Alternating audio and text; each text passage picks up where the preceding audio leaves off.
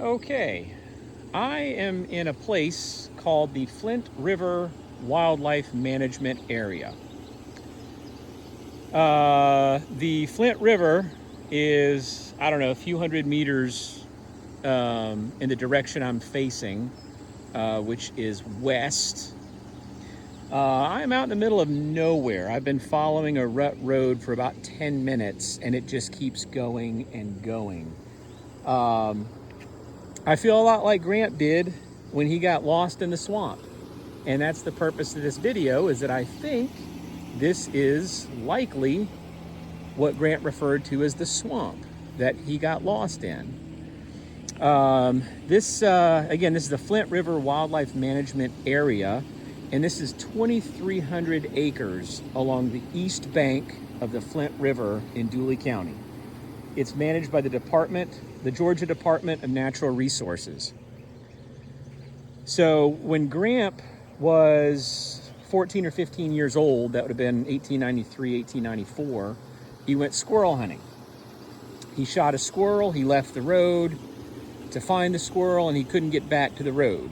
He got lost. He wandered around all day, finally found a field and made his way home. Actually, eventually he made it to the Flint River, which again is a few hundred meters this way. Once he got to the Flint River, he turned his back to the river and started heading towards the east, following the rising sun. So anyways, that's this area. Now, Gramp says that the swamp was 4 to 5 miles from his home. He left his house before dark to get here.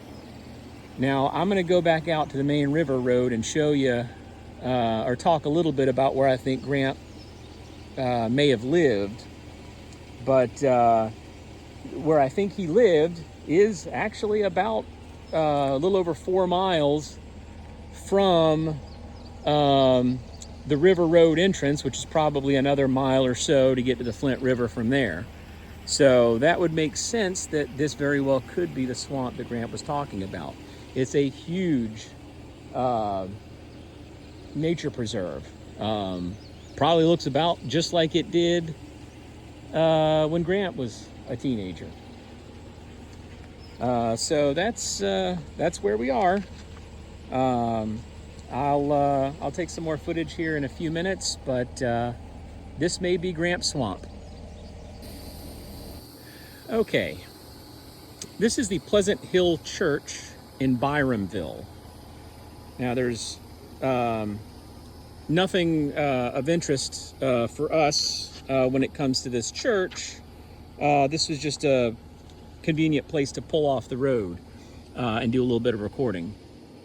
The road down there takes you into the Flint River Wildlife Management Area, which is a 2,300 acre natural preserve, which, as I mentioned in the previous video, where I believe Gramp got lost when he was squirrel hunting. Now, the area that I recorded in didn't look much like a swamp. It just looked like woods.